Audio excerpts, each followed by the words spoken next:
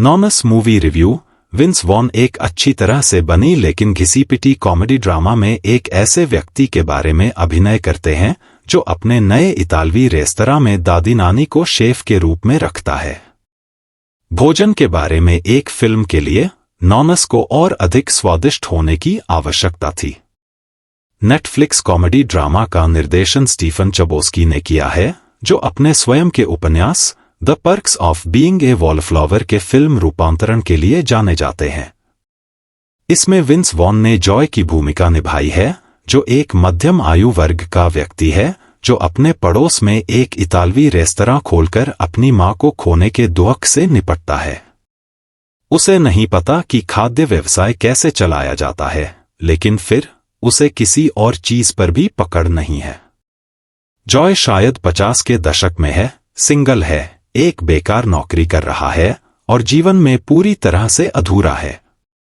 शायद अपने अतीत को थामे रखने के बहाने के रूप में, लेकिन अनिश्चित भविष्य की ओर छोटे छोटे कदम उठाते हुए वह अपनी सारी विरासत न्यू जर्सी में एक जर्जर जगह खरीदने पर खर्च कर देता है।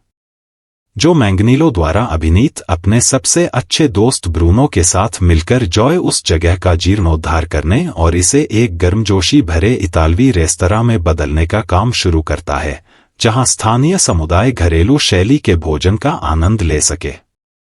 उसका विजय विचार दादी मां या नॉनास को रसोइये के रूप में नियुक्त करना है। फिल्म आपकी उम्मीद के मुताबिक सभी बीट्स को हिट करती है और एसओपी का पालन करने वाले मैकडॉनल्ड्स के लाइन कुक के समर्पण के साथ शैली की परंपराओं का पालन करती है। जबकि जॉय द बियर के कार्मी के समान कई दुखों और क्लेशों से निपटता है, फिल्म उस शो से ज्यादा अलग नहीं हो सकती थी। जबकि द बियर मौलिकता का एक सीमा धक्का देने वाला विस्फोट है, नॉनस घर में पकाए गए भोजन की तरह है, आरामदायक और परिचित।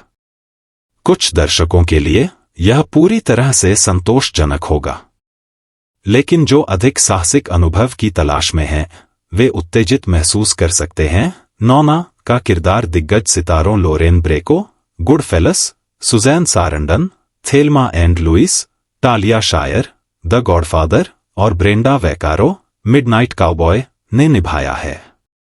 उन्हें अपने अपने आर्क दिए गए हैं, लेकिन ये किरदार अदरक के जूलियन जितने पतले हैं। अगर आप ध्यान से देखें तो नॉनस की पूरी कहानी की तुलना कल हो ना हो में जया बच्चन की कहानी से की जा सकती है, जिसमें शाहरुख खान का फरिश्ता भारतीय महिलाओं के एक समूह को न्यूयॉर्क शहर में एक रेस्तरां खोलने में मदद करता है। आप पाएंगे कि उस फिल्म के ज्यादातर किरदारों के समकक्ष नॉनस हैं।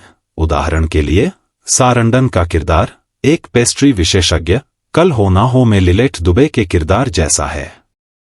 बेशक दोनों फिल्मों के बीच भावनात्मक ओवरलैप भी हैं, लेकिन भारतीयों और इटालियंस की साझा सांस्कृतिक विशिष्टताओं के बारे में काफी कुछ कहा जा चुका है। यह एक दिलचस्प अवलोकन हो सकता है, लेकिन फिल्म में भोजन को ज्यादा सम्मान नहीं दिया गया है। नॉनास अपने खास कैनोलिस और कैपुजेल्स के बारे में बात करते हैं, लेकिन कुछ अलग अलग दृश्यों को छोड़कर हम वास्तव में व्यंजनों को उनकी पूरी महिमा में नहीं देख पाते हैं। याद कीजिए कि जॉन फेवरियो ने शेफ में क्यूबा के सैंडविच को कैसे फिल्माया था, या बिग नाइट के फाइनल में ऑमलेट कितना यादगार था।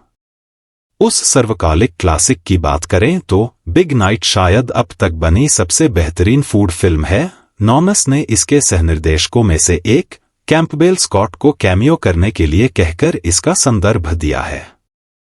वह एक फूड क्रिटिक की भूमिका निभाते हैं जो तीसरे एक्ट में दिखाई देता है।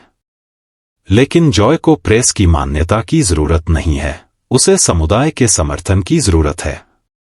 और कुछ समय के लिए उनके पास उस पर संदेह करने के अपने कारण हैं। लेकिन इस तरह की फिल्म में बाधा जैसी कोई चीज नहीं होती है। या तो संयोग से या फिर किस्मत से जॉय लिज मैकी की पटकथा में आने वाली हर बाधा को पार कर जाता है। 50 सालों तक लोग उसे दया की नजर से देखते रहे, लेकिन उसे बस अपना लक्ष्य तलाशना था। इस तरह की फिल्मों में भोजन चरित्र विकास का माध्यम होता है। जॉय अपनी मां की मृत्यु को स्वीकार करता है, वह स्थानीय लोगों के साथ एक रिश्ता बनाता है और उन महिलाओं के लिए रोजगार पैदा करता है जिन्हें बेसहारा छोड़ दिया गया था। और वॉन के असामान्य रूप से एक नोट वाले प्रदर्शन के बावजूद उसका कुछ अदम्य आकर्षण झलकता है। हमें एक तरह का ब्रेकअप भी मिलता है, लेकिन उस तरह का नहीं जिसकी आप उम्मीद करते हैं। ऐसा कहने के बाद यह स्पष्ट नहीं है कि यह फिल्म किसके लिए है।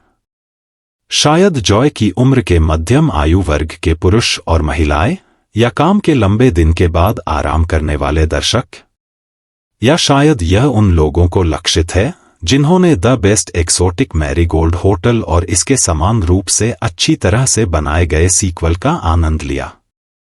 उनके लिए नॉनस उतनी ही सशक्त होगी जितनी कि एक सुपरहीरो फिल्म किशोर लड़कों के लिए होती है। नॉनस। निदेशक स्टीफन चोबोस्की। कलाकार विंस वॉन, लिंडा कार्डेलिनी, जो मैंगनिलो, सुसान सारंडन, तालिया शायर, लोरेन ब्रैको, ड्रिया डी माटेओ, ब्रेंडा वेकेरो। रेटिंग 2.55।